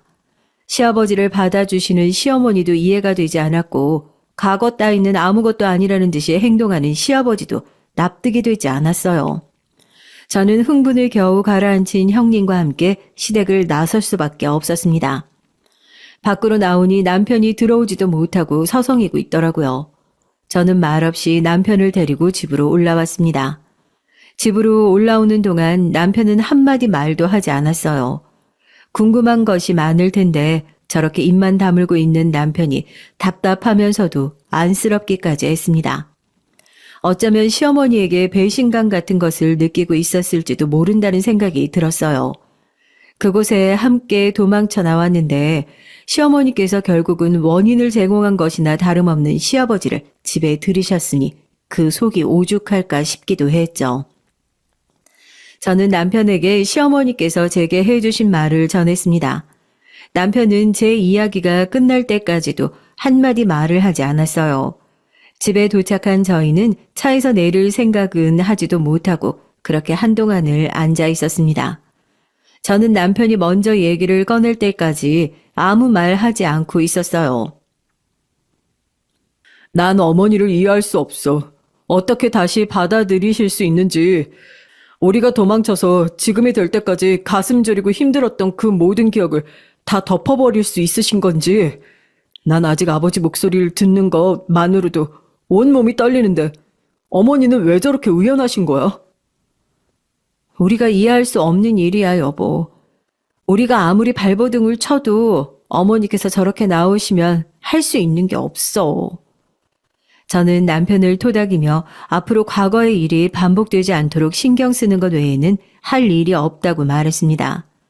남편 역시도 제 의견에 동의할 수밖에 없는 상황이었어요.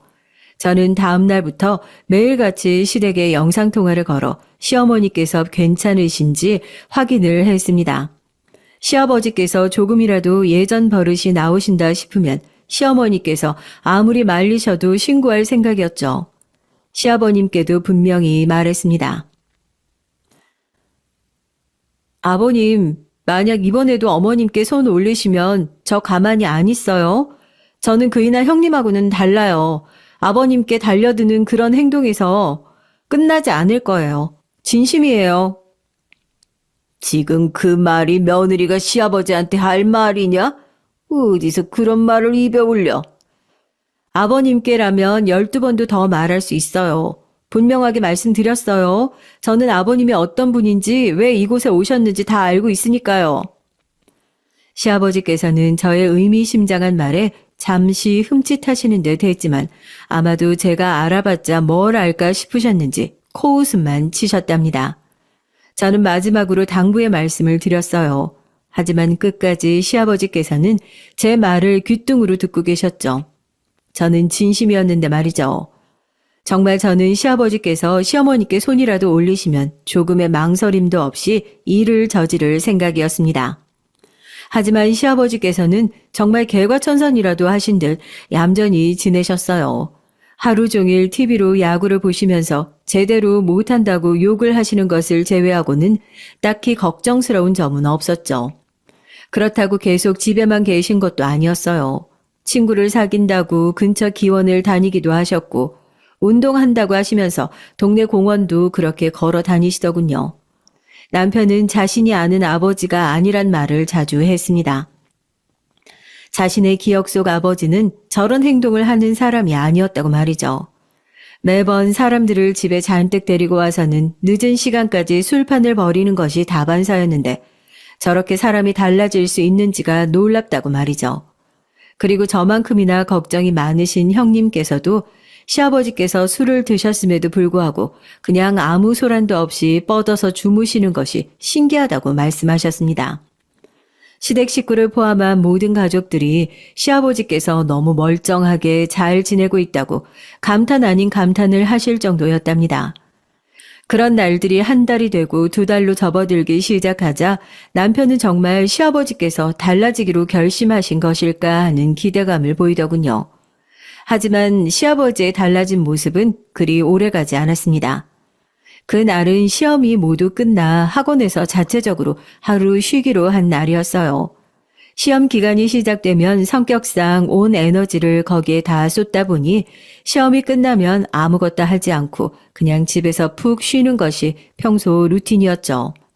전날 회식까지 거하게 한 저는 피곤해 죽을 것 같았지만 이상하게도 그날은 시댁에 한번 가봐야겠다 싶더라고요. 그동안 찾아뵙지 못했던 것도 마음에 걸렸지만 무엇보다도 그저께부터 시어머니께서 전화는 받지도 않으시고 문자만 보내시는 것이 신경이 쓰였거든요. 원래 더듬거리면서 자판 쓰는 것이 귀찮다고 문자는 하지도 않으시는 분이 그렇게 하시니까 더 걱정이 됐고요. 다른 때 같으면 형님께서 들여다보셨기 때문에 크게 걱정하지는 않았을 겁니다. 그런데 최근 형님께서 맹장이 터지시는 바람에 급하게 수술을 하고 병원에 입원을 하셨기 때문에 시댁을 들여다볼 사람이 없었어요. 생각이 꼬리를 물기 시작하자 제 마음이 괜히 급해지더라고요. 그래서 이참에 일어나자마자 준비를 하고는 집을 나섰습니다. 시댁으로 향하는 길이 평소보다는 좀 더 멀어진 기분이 들었어요. 뻥뻥 뚫려 있어야 할 길에 차는 왜 이렇게 많은지 평소 1시간이면 갈 거리를 2시간이 되어서야 겨우 도착할 수 있었죠. 그런데 시댁 주변에 사람들이 모여있는 것이 멀리서도 보이더군요. 처음에는 시댁일 거라고는 조금도 생각하지 못하고 무슨 행사가 있나 아니면 사고라도 났나 고개만 갸웃거렸어요. 근처 주차장에 차를 주차하려는데 평소 시어머니와 언니 동생 부르는 사이에 할머니께서 저를 보자마자 소리를 지르며 손을 급하게 흔드셨습니다. 저는 무슨 일인가 싶어 주차를 하는 둥 마는 둥 하고 할머니께 뛰어갔죠. 이모님 무슨 일이에요? 동네 무슨 일이 생겼어요? 아이고 당연히 큰일이지. 어서 들어가 봐. 저러다 언니 죽겠어. 할머니의 외침에 저는 우려했던 일이 정말 벌어졌구나 싶었습니다. 다급하게 사람을 해치고 집 앞에 섰어요. 실내에서는 진짜 누구 하나 죽어나가는 것처럼 큰 소리가 들렸습니다. 저는 동네 사람들에게 빨리 경찰과 구급차를 불러달라고 외치며 집 안으로 뛰어들어갔습니다. 등 뒤로 어떤 주민 한 분이 부르게는 했는데 길에 사고가 나서 늦어진다는 소리가 들렸어요. 집은 온통 술 냄새로 진동을 했고 여기저기 깨진 파편들로 엉망진창이었습니다. 군데군데 핏자국이 보이는 것이 소름이 돋았죠. 안방에서는 시어머니의 울부짖는 목소리와 시아버지의 괴성이 흘러나왔습니다. 저는 닫힌 문을 벌컥 열었어요. 아니나 다를까 시아버지께서는 시어머니의 머리채를 잡고 손찌검을 하고 계시더라고요. 얼마나 많이 때리셨는지 시아버지의 손바닥은 보는 사람도 얼얼할 정도로 붉어 있었고 시어머니의 얼굴은 그 형체를 알아보기 힘들 정도로 여기저기 터져 있었습니다. 정신이 아득해지더군요. 이런 말도 안 되는 일이 시댁에서 벌어진다는 것이 믿기지가 않았어요. 저는 온몸을 던져가며 시아버지를 밀쳤습니다.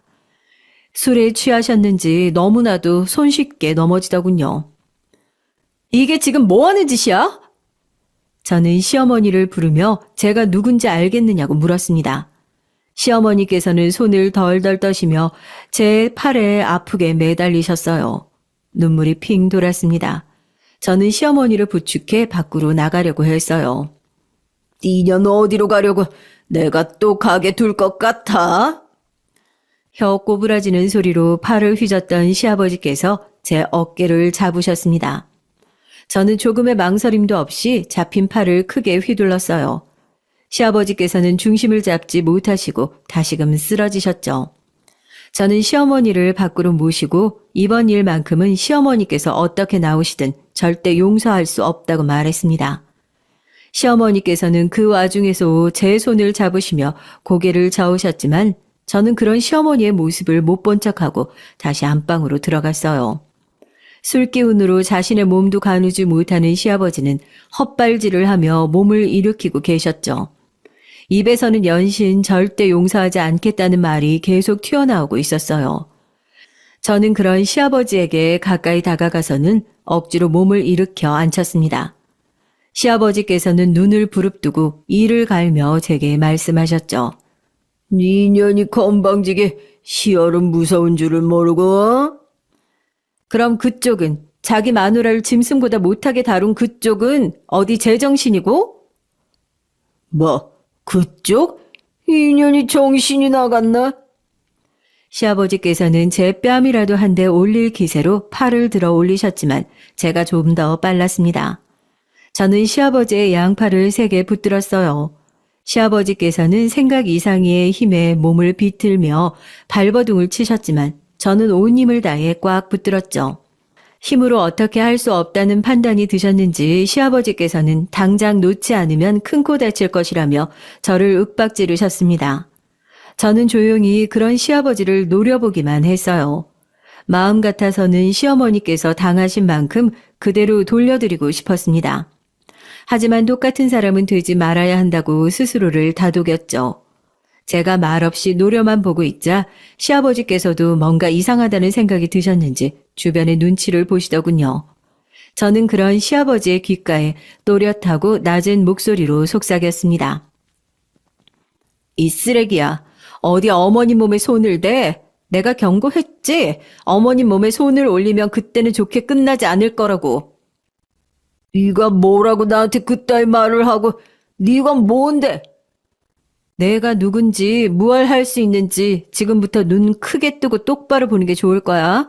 당신 같은 쓰레기 처리하는 건 나한테는 정말 아무것도 아니니까. 저는 시아버지의 눈앞에서 명함 하나를 꺼내어 흔들었습니다. 명함을 유심히 보던 시아버지의 안색이 확연하게 나빠졌죠. 시아버지께서는 명함과 제 얼굴을 번갈아 바라보면서 무슨 말이든 하고 싶으셨던 것 같지만 무음 처리된 TV처럼 아무런 소리도 나오지 않았어요. 아마 시아버지께서는 생각조차 못했겠죠.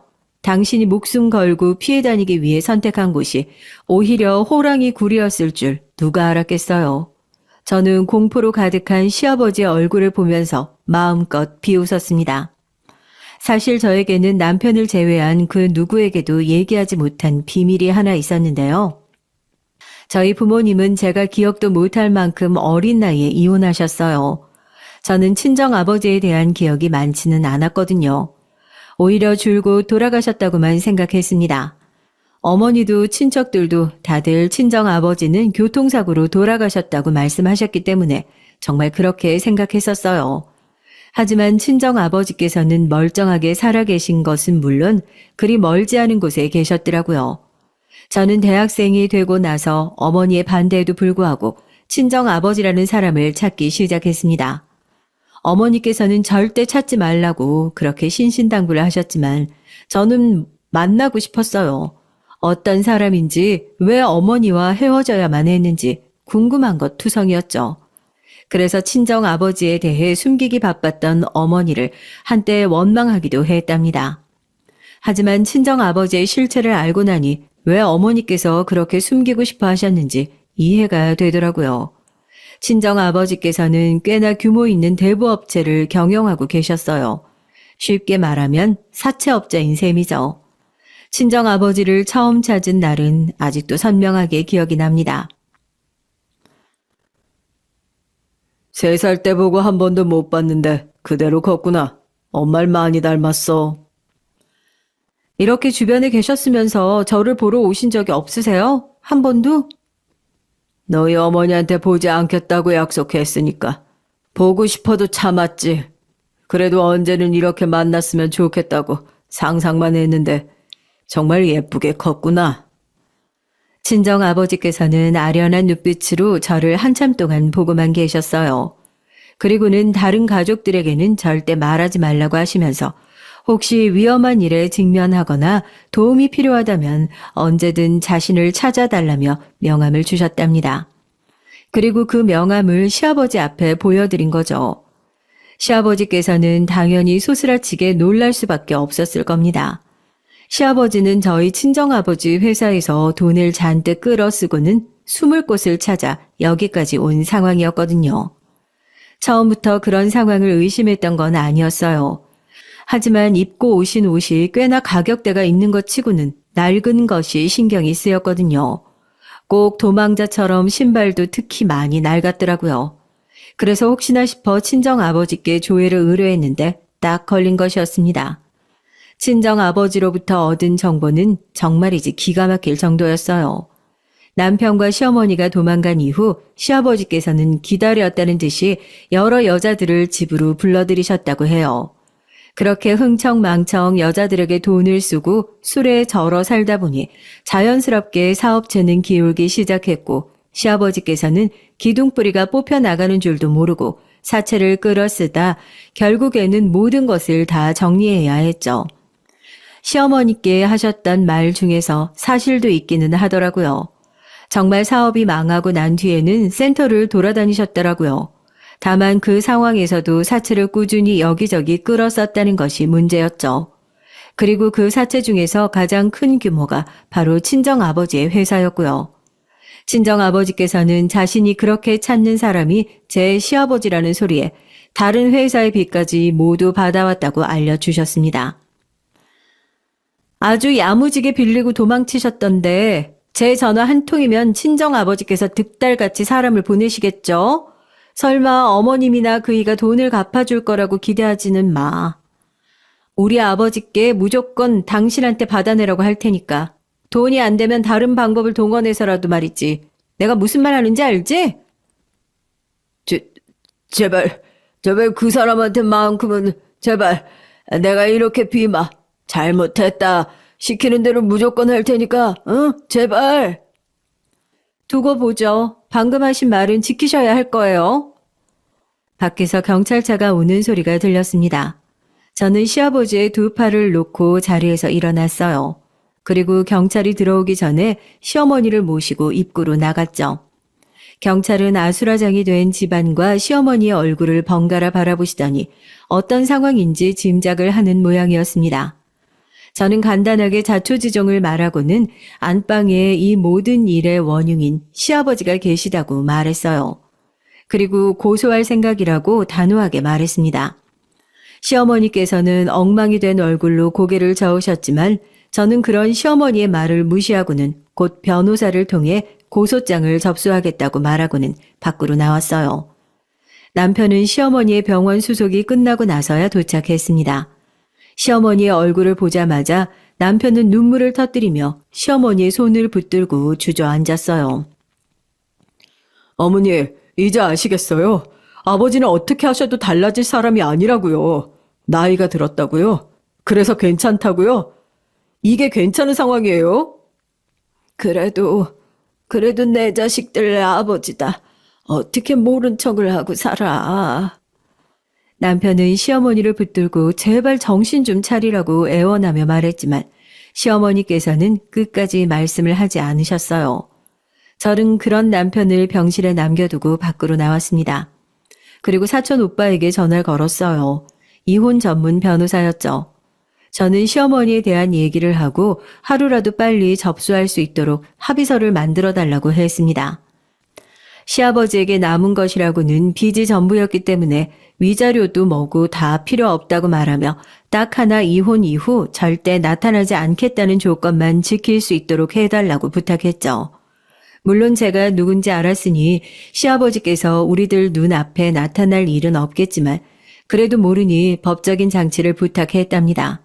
사촌 오빠는 어떻게 아직까지 함께 살고 계셨냐고 말하면서 믿을 수 없다는 반응이었어요.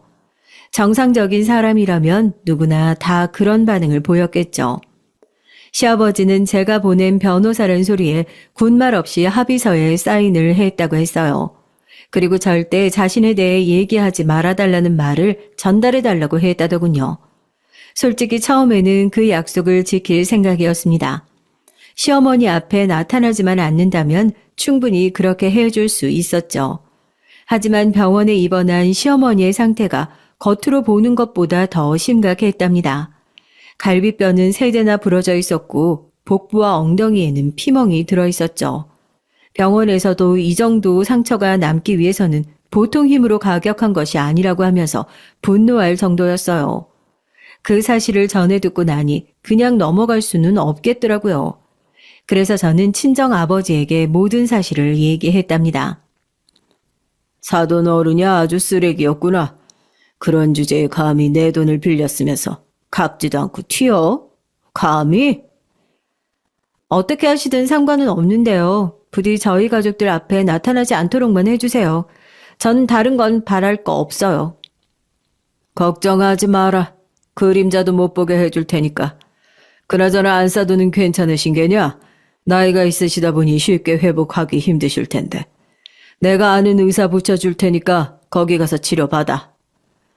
저는 친정 아버지의 배려를 감사한 마음으로 받기로 했습니다. 시어머니의 회복이 그 어떤 상황보다 중요했기 때문이죠. 병실에 누워 계시는 시어머니를 보는 마음이 참 많이도 무거웠습니다. 제가 하루만 빨리 시댁을 찾았더라면 이렇게 온몸에 상처가 남지 않으셨을 텐데 저를 찾아온 시아버지를 그때 바로 내쳤어야 했는데 너무나도 많은 후회가 됐습니다. 그리고 저만큼이나 힘들어하는 남편을 보고 있는 것도 마음이 아팠죠. 시어머니께서는 어깨 위로 팔을 못 들어 올리는 것을 제외하고는 금방 회복이 되셨어요. 어깨를 심하게 다치셔서 어쩌면 완쾌되기는 힘들지도 모른다고 하더군요.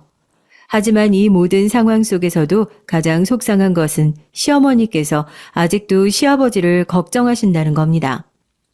제가 이혼 서류를 준비했다고 말씀드리자 시어머니께서는 깜짝 놀라시더니 어떻게 그걸 받았냐고 물어보시더라고요.